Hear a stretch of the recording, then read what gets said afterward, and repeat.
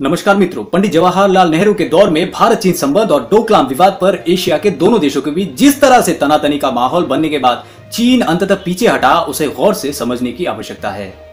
पंडित नेहरू की चीन नीति का परिणाम ही ये रहा है कि देश को अपने पड़ोसी से 1962 में युद्ध लड़ना पड़ा और युद्ध में मुंह की भी खानी पड़ी। प्रधानमंत्री चाओ इन लाई को गले लगाना और हिंदी चीनी भाई भाई के नेहरू के उदारवादी नारों को धूर्त चीन ने भारत की कमजोरी समझा। उस युद्ध के सालों के बाद आज भी चीन ने हमारे महत्वपूर्ण अक्साई चीन पर अपना कब्जा जमा कर रखा हुआ है। चीन की तरफ से कब्जाए हुए भारतीय इलाके का क्षेत्रफल 37,244 वर्ग किलोमीटर का है। जितना क्षेत्रफल कश्मीर घाटी का है, उतना ही बड़ा है अक्साई चीन का इलाका। यह सच है कि विदेश विभाग पंडित नेहरू ने अपने कार्य क्षेत्र में ही रखा था, परंतु कई बार उप प्रधानमंत्री होने के नाते कैबिनेट की विदेश विभाग समिति में सरदार पटेल को भी शामिल किया जाता। सरदार पटेल की दूरदर्शिता का लाभ यदि उस समय लिया जाता तो अनेक वर्तमान समस्याओं का जन्म ही नहीं होता। सरदार पटेल ने 1950 में पंडित नेहरू को लिखे एक पत्र में चीन तथा उसकी तिब्बत के प्रति नीति से सावधान रहने को कहा था। अपने पत्र में पटेल ने चीन को भावी शत्रु तक कह दिया था, लेकिन नेहरू किसी की क्या ही सुनते थे। जवाहरलाल नेहरू की भूल का परिणाम भारत आज भी भुगत रहा है। नेहरू की एक बात यह भी थी कि नेहरू अपनी आलोचना नहीं झेल पाते थे। चीन से पराजय के बाद 14 नवंबर 1963 यानी नेहरू के जन्मदिन पर संसद में युद्ध के बाद की स्थिति पर चर्चा हो रही थी। नेहरू बता रहे थे कि चीन ने किस तरह से भारत के पीठ पर छुरा घोंपा था। वह बोल ही रहे थे कि करनाल से सांसद स्वामी रामेश्वरानंद ने व्यंग भरे अंदाज में कहा, चलो अब तो आपको चीन का असली चेहरा दिखने लगा। इस टिप्पणी पर नेहरू नाराज हो गए। वो कहने लगे, अगर माननीय सदस्य चाहे तो उन्हें सरहद पार भेजा जा सकता है। सदन को भी नेहरू जी की ये बात समझ में नहीं आई। पंडित नेहरू प्रस्ताव पर बोलते ही जा रहे थे। तब एक और सांसद एच.वी. कामत ने कहा, आप बोलते रहिए नेहरू जी, हम बीच में व्यवधान नहीं डालेंगे। अब नेहरू जी विस्तार से बताने लगे कि चीन ने भारत पर हमला करने से पहले कितनी तैयारी की हुई थी। इसी बीच स्वामी रामेश्वरानंद ने फिर तेज आवाज में कहा, मैं तो ये जानने में उत्सुक हूं कि जब चीन तैयारी कर रहा था तब आप क्या कर रहे थे। अब नेहरू जी आपा खो बैठे और कहने लगे, मुझे लगता है कि स्वामी जी को कुछ समझ नहीं आ रहा। मुझे अफसोस है कि सदन में इतने सारे सदस्यों को रक्षा मामलों की पर्याप्त समझ नहीं है। यानी जिस नेहरू जी को बहुत डेमोक्रेटिक व्यक्ति सिद्ध करने की कोशिश होती रही है, वो दरअसल छोटी सी आलोचना झेलने का मांदा भी नहीं रखते थे। अपने आप को गुट निरपेक्ष आंदोलन का मुखिया बताने वाले नेता चीन के साथ संबंधों को मजबूत करना तो छोड़िए, संबंधों को सामान्य बनाने में भी मात खा गए। कहां चली गई थी उनकी विदेश मामलों में कथित पकड़।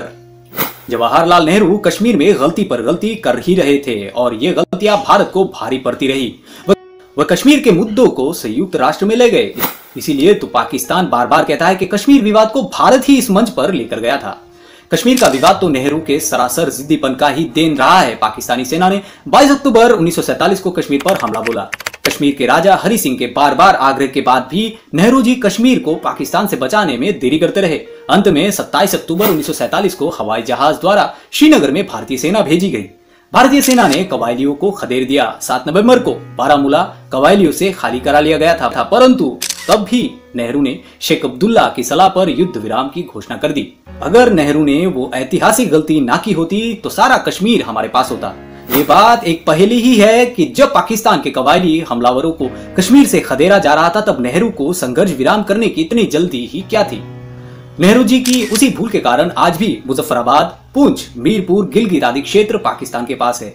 ये सभी क्षेत्र आज पाकिस्तान में आजाद कश्मीर के नाम से जाने जाते हैं। कश्मीर को पाकिस्तान से बचाने वाली भारतीय सेना के उस टुकड़ी का नेतृत्व भारतीय सेना के अफसर S.K. सिन्हा ही कर रहे थे, जो बाद में जनरल और कश्मीर और असम के गवर्नर भी बने।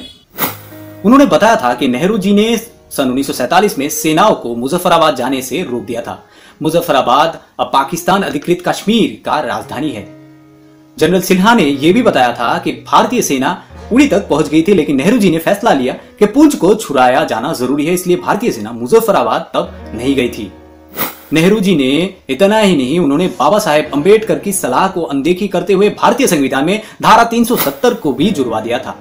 ये उन्होंने अपने परम प्रिय मित्र शेख अब्दुल्ला की सलाह पर किया था। कश्मीर के लिए अलग संविधान को स्वीकृति दी गई, जिसमें भारत का कोई भी कानून यहाँ की संविधान द्वारा पारित होने तक लागू नहीं होगा। यानी उन्होंने देश में 2 संविधान का रास्ता बनाया। इसी तरह देश के पहले प्रधानमंत्री ने देश को कई असाध्य समस्याओं में फंसा के रख दिया था। मित्रों, एक बात मेरी समझ में नहीं आती कि नेहरू जी के पास आखिर किस चीज की कमी थी। भारत जैसे इतने बड़े भूभाग का प्रधानमंत्री होना कोई साधारण बात नहीं है। हाँ, ये बात अलग है कि उनका प्रधानमंत्री के रूप में चयन अपने आप में ही एक बड़ी बात है, जिसको लेकर भारतीयों के मन में प्रश्न थमने का नाम नहीं लेता और ना ही भविष्य में कभी ले पाएगा। मेरे अपने विचार में इसे हम अपना दुर्भाग्य ही कह सकते हैं कि स्वाधीनता मिलने के बाद भारत जैसे विशाल देश की जिम्मेदारी एक जिम्मेदार कंधा भी ढूंढ नहीं पाई। आज के लिए विदा लेते हैं मित्रों, आप खुश रहिए, हमारा देश भी खुश रहेगा। जय हिंद।